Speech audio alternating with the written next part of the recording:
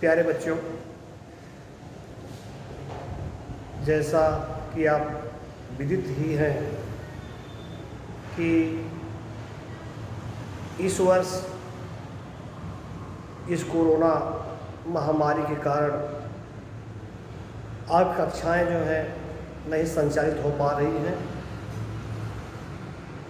फिर भी शासन के दिशा निर्देश के अनुसार आपके कोर्स काफ़ी कम कर दिए गए हैं और सरकार ने निर्देश किया है कि आप जो कक्षाएं हैं वह इस मोबाइल ग्रुप से चलाई जाए, संचालित की जाए।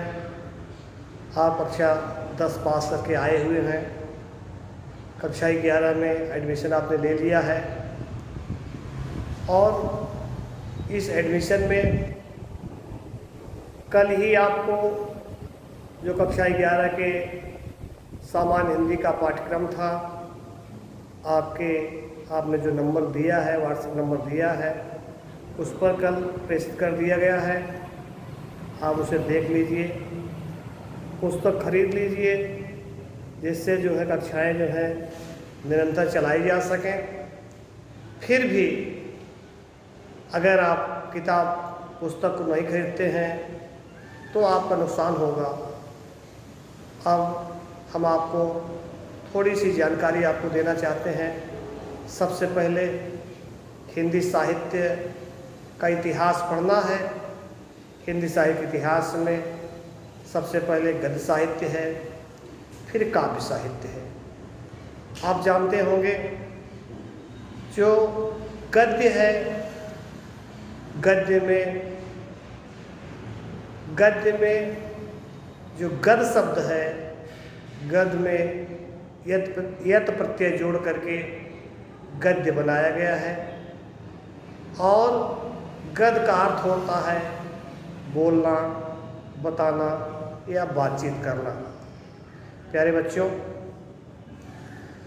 अब आप जो मनुष्य है वह जो बातचीत करता है, अपने आंतरिक भावनाओं को जो व्यक्त करता है, वह गद्य में ही व्यक्त करता है और इस आशय से गद्य की तमाम विधाएं भी हैं। आप जानते होंगे विधा का मतलब ये होता है जो गद्य में जो चीज़ें, जो साहित्य की चीज़ें लिखी जाती हैं, जैसे नाटक, निबंध, एकांकी, उपन्यास, आत्मकथा, रिपोर्टाज, डायरी आदि। अतः कोई पूछता है कि भाई गद्य की विधा बताइए, तो आप बताएंगे नाटक, निबंध, एकांकी, उपन्यास, रिपोर्टाज, रेडियो वृत्तांत आदि। अब हम गद्य की परिभाषा की तरफ चलते हैं।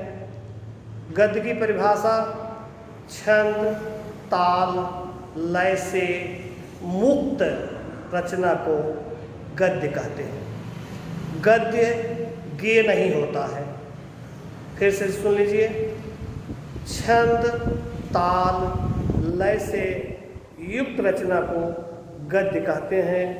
गद्य गेय नहीं होता, गद्य गाया नहीं जा सकता है।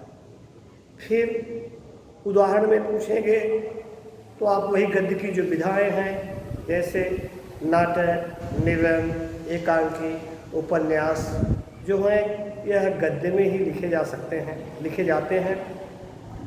अब पुनः हम काव्य की परिभाषा की तरफ चलते हैं।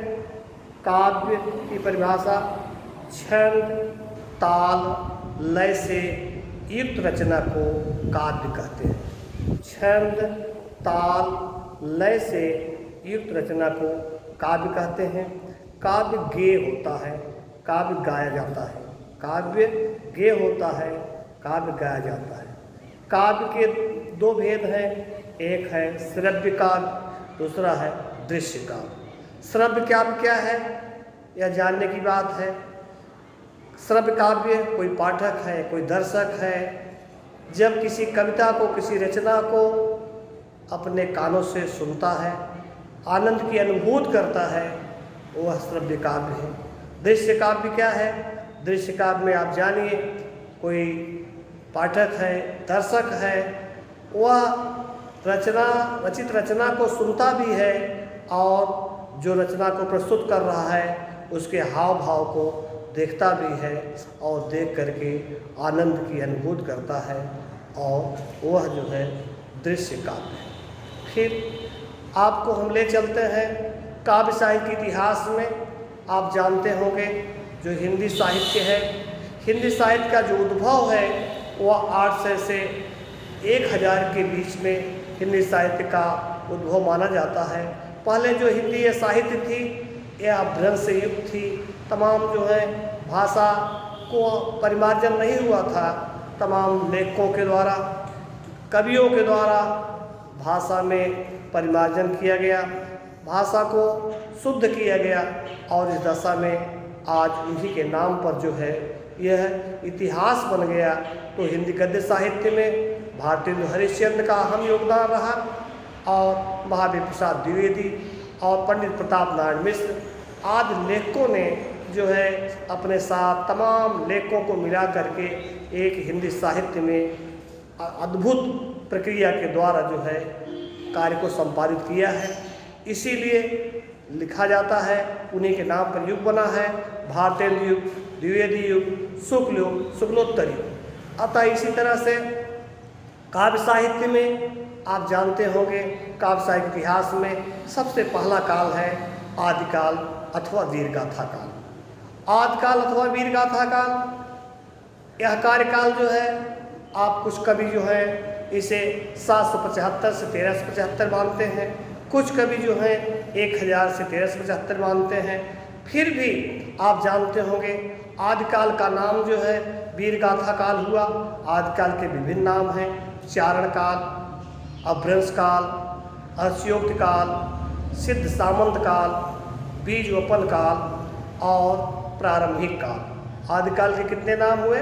आदिकाल के नाम हैं वीरगाथा काल, प्रारंभिक काल, बीज वपन काल, अपभ्रंश काल, सिद्ध सामंत काल। यानी जो प्राचीन समय में जो राजा महाराजा रहते थे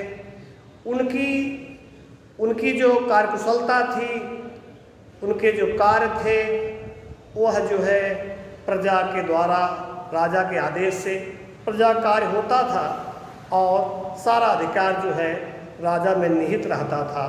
और उस काल में सबसे पहले जो वीर राजा थे वह युद्ध में ही निरंतर लगे रहते थे। उनके साथ जो है जो उनके दरबारी कवि रहा करते थे, उनके साथ जा कर के उनके तमाम कार्यों को जो है, उनकी रचनाओं को जो है आगे बढ़ाते थे, उनकी प्रशंसा करते थे और उन्हें खूब बढ़ा चढ़ा करके युद्ध किया कराया करते थे। अतः इससे धन जन की अपार हानि हुई और साहित्य जो है वह आगे नहीं बढ़ पाई। तमाम बीच में जो है जो कवि हुए, अतः उन कवियों ने जो है इसका विरोध किया और विरोध करने के बाद जो है उन्हें संतुष्टि नहीं मिली। अतः जो कबीर हुए, सूर हुए, तुलसी हुए, उन्होंने जनता को पुनः जो है भक्त की तरफ जो है आकर्षित किया कि प्रभु जो है यह राजा नहीं है और प्रभु जो है राजा के अधीन नहीं है। अतः प्रभु राम के बारे में और कृष्ण के बारे में गीत गा करके, लिख करके जो प्रजा थी उसका ध्यान आकर्षित किया। अतः यह वीरगाथा काल बहुत दिनों तक सफल नहीं हो पाई, साहित्य ने इसे स्वीकार नहीं किया, और जब साहित्य स्वीकार नहीं किया अतः पुनः भक्ति काल का उदय हुआ। भक्ति काल में सूर, तुलसी, मीरा और तमाम जो भक्ति काल के कवि थे, दादू और बोधा, ठाकुर, ये तमाम कवि जो है आकर के इस साहित्य का सृजन किए। अतः कल हम आपको विस्तृत कालों के बारे में आपको पूरा हम बताएंगे। आप पुस्तक खरीद भी लीजिए और तमाम पुस्तक जो जानकारी है प्रतिदिन आपको कक्षा के माध्यम से मिलेगी। निश्चित समय पर पुस्तक लेकर बैठिए, जिससे हम आगे आपको कुछ बता सकें। धन्यवाद।